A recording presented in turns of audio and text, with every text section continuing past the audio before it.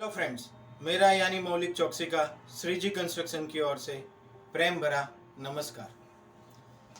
मैंने हमारी leak proof और हेल्दी इंडिया मिशन में वाटरप्रूफिंग की सीरीज़ में बहुत सारे वीडियो अपलोड किए हुए हैं, जिसका बहुत बढ़िया रिस्पांस मिलने के कारण और आपने मुझे जो भी क्वेश्चन या आपका जो भी क्वेरी था वो मेरे मेल आईडी पे भेजने के लिए बहुत बड़ा धन्यवाद आप लोगों का। और उसमें आप लोगों ने खास बताया हुआ है कि एक्सपांसन जॉइंट की ट्रीटमेंट कैसे की जानी चाहिए, और मैंने भी अपने वीडियो में कई जगह पे उसका एक्सपांसन जॉइंट वो जो डिटेल में वाटरप्रूफिंग के टाइम पे आता है उसमें उस टाइम पे वो टॉपिक को डिटेल में लिया हुआ है। एक्सपांसन जॉइंट मैंने बोला है कि मैं बाद में एक स्पेशल वीडियो एक्सपांसन जॉइंट की बनाऊंगा।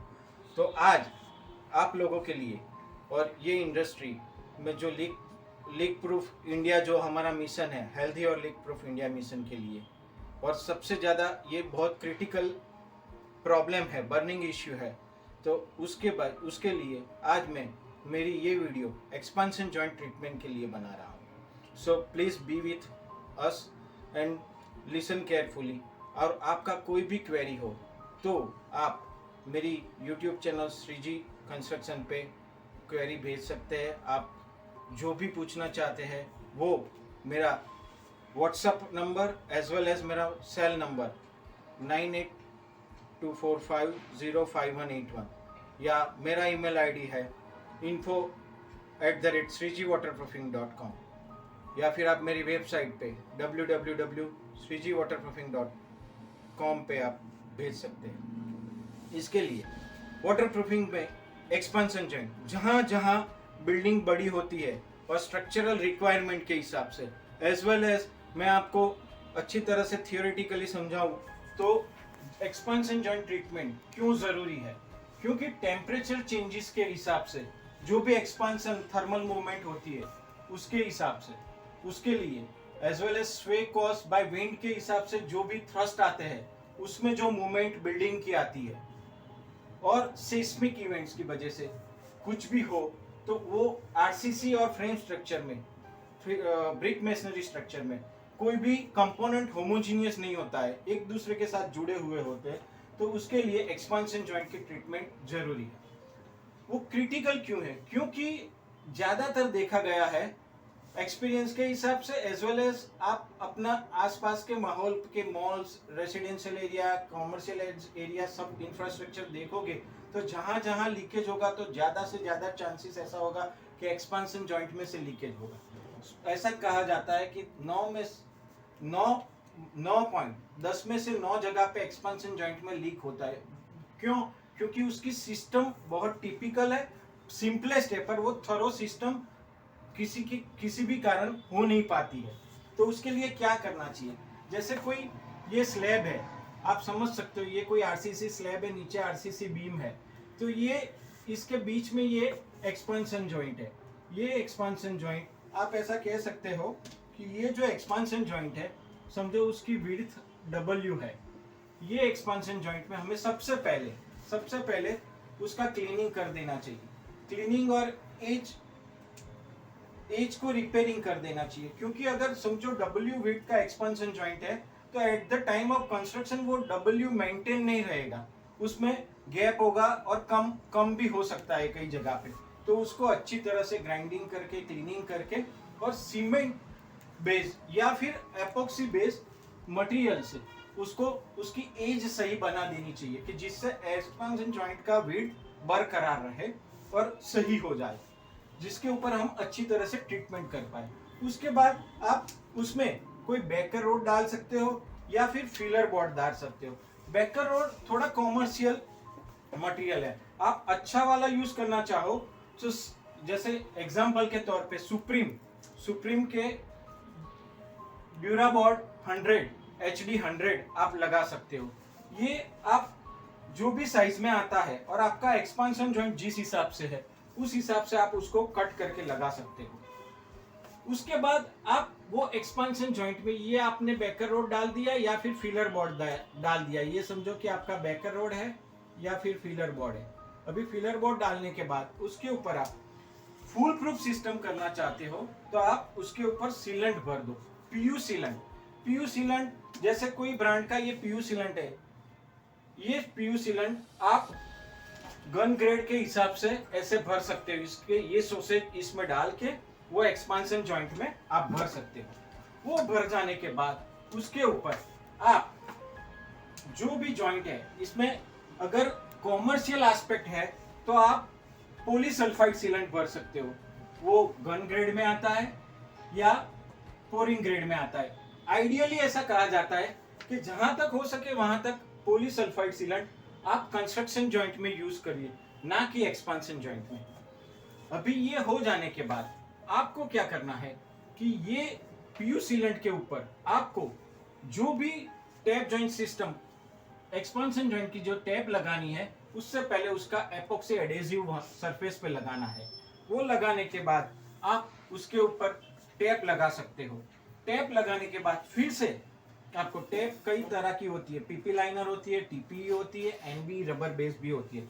जैसे ये एक सैंपल है एमवाई के आर्मेंट का, जो ये 2000S टैप है, जो पीपी लाइनर है, ये यूनिक टैप है। ऐसी टैप जनरली मार्केट में बहुत कम जगह पे मिलती है, बहुत कम कंपनी बनाती है। ऐसी टीपी आती है, थर्मोप्लास्टिक इलास्टोमरिक, ये टीपी बेस भी टैप आती है। और उसके अलावा एक एनबीआर रबर बेस टैप आती है, उससे आप टैप जॉइंट सिस्टम लगा सकते हो। ये सब टैप अलग अलग डिजाइन में, अलग अलग साइज में आती है। जैसे ये 2000S का ऐसा कह सकते हैं 12 सेंटीमीटर बाय 50 मीटर के रोल में आती है, 20 सेंटीमीटर बाय 50 मीटर के रोल में आती है।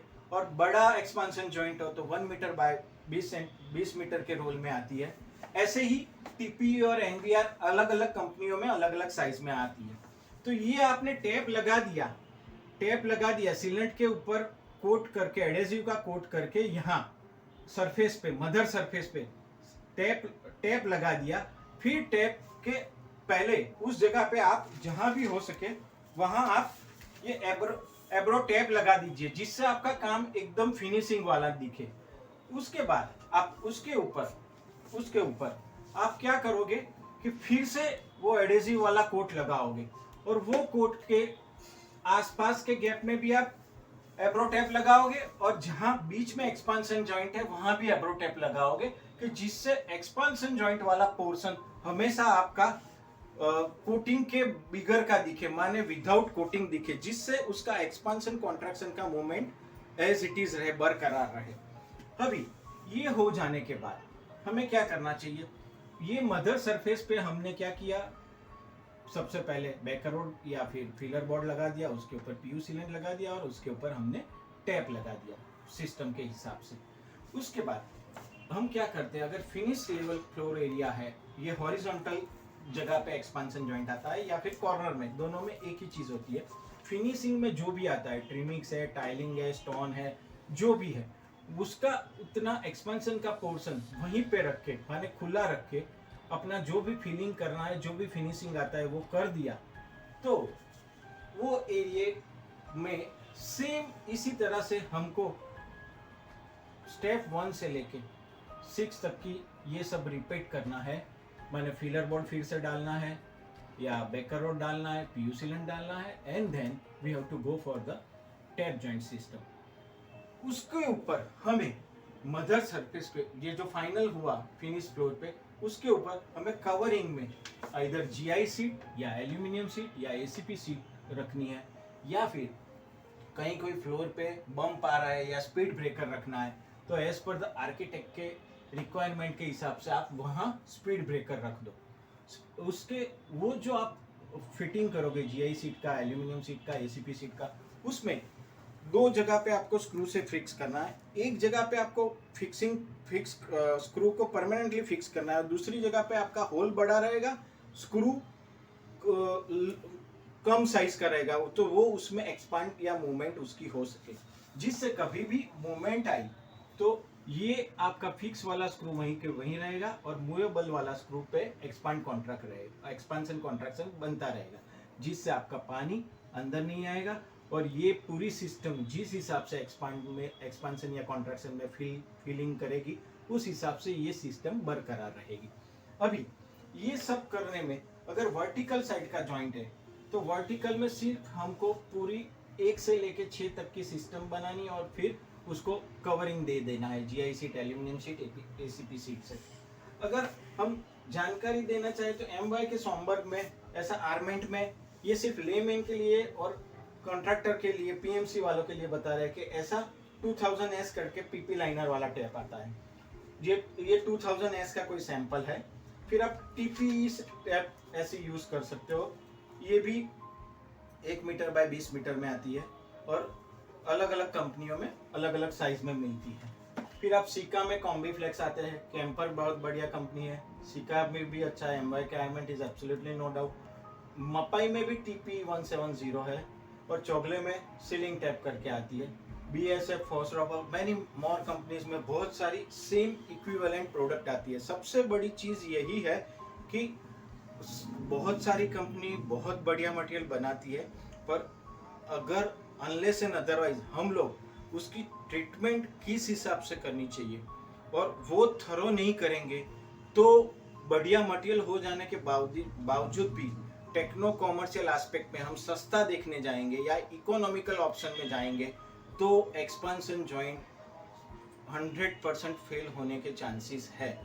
सो मेरा आप लोगों से गुजारिश है कि आप फर्स्ट टाइम इन्वेस्टमेंट कीजिए एक्सपेंशन जॉइंट में और बढ़िया सा आपको जो भी ठीक लगे और उस हिसाब से प्रोडक्ट का सिलेक्शन लीजिए और ऐसी कुछ सिस्टम बहुत सारे एक्सपर्ट लोगों से पूछिए और उस हिसाब से उसको टर्मिनेट एग्जीक्यूट कीजिए और आपका बिल्डिंग, आपका स्ट्रक्चर, आपका रेसिडेंशियल प्रोजेक्ट, विलास का प्रोजेक्ट, इंफ्रास्ट्रक्चर प्रोजेक्ट, उसको लीक प्रूफ और हेल्दी बनाइए।